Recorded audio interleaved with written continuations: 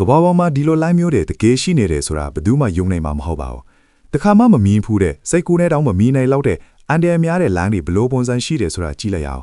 တောင်ပေါ်တက်ဖို့လိုင်းထနေတဲ့ပုံစံမျိုးဒါမှမဟုတ်တောင်နိုင်ငံတွေမှာကတ်ပြီးဖောက်ထားတဲ့လမ်းတွေဆိုတာမြင်ယုံတဲ့မူးဝေလာစေပါတယ်တချို့နေရာတွေဆိုအောက်ကိုတစ်ချက်ကြည့်လိုက်တာနဲ့ရင်တုံပန်းတောင်ဖျားပါတယ်ဒီလမ်းတွေကမဆောက်တဲ့တောင်ဆောင်တွေမှာကတ်နေပြီးတော့မတက်နီးပါးဖြစ်နေတဲ့တောင်စွန်းတွေပေါ်မှာကွဲကောက်ပြီးဖောက်လုပ်ထားတာပါ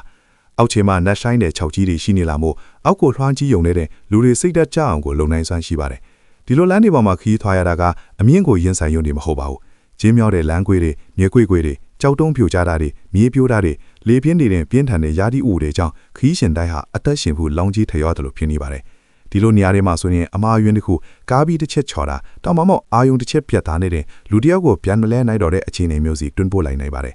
ကဘာပေါ်ကအန်ဒီအများဆုံးလမ်းတွေထဲကတစ်ခုဖြစ်တဲ့တရုတ်နိုင်ငံကလစ်ပိုင်ရှိဂျေးရွာလန်လစ်ပိုင်ရှိ village road ကိုကြည့်လိုက်ရအောင်ပေပေါင်း1985ပေမြင့်တဲ့တောင်တက်လမ်းမှာချွန်းတက်တဲ့ကွေးကောက်မှုဆက်ပွန်တစ်ခုကိုတစ်လစ်ဖောက်လုပ်ထားတာပါ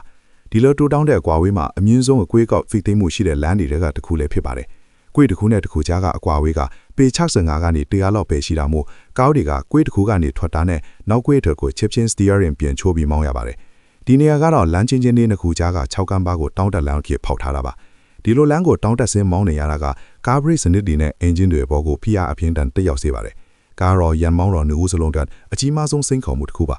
ကားမောင်းတဲ့အခါရန်မောင်းကျွမ်းကျင်မှုကောင်းယုံတွေမကပဲစိတ်သက်ကြမ်းခိုင်မှုလည်းမရှိမဖြစ်လိုအပ်ပါတယ်ကားပြီးအနေထားကိုလမ်းအစွန်းနဲ့ကချစ်လေးအမားယွင်းဖြစ်သွားတာနဲ့ကားထင်းစုမှုလုံးဝပြတ်သွားပြီးဆိုးရွားတဲ့အကျိုးဆက်တွေဖြစ်လာနိုင်ပါတယ်ဒါပေမဲ့လည်းဒီလိုလမ်းတွေကဒေတာကန်တွေအတွက်အပြင်ကဘာနဲ့ဆက်သွယ်ဖို့တခုတည်းတော့အသက်သွေးကြောလမ်းထင်နေတော့နေ့စဉ်ဖြတ်တန်းသွားလာဖို့မထင်မနေလိုအပ်နေတာလားပဲဒီလိုအမခန့်ဖွယ်လမ်းတွေကိုအသက်နဲ့ရင်းပြီးနေ့စဉ်ဖြတ်တန်းနေကြတဲ့လူတွေကိုမြင်ရတာကတော့တကယ်ကိုမယုံနိုင်စရာပါပဲ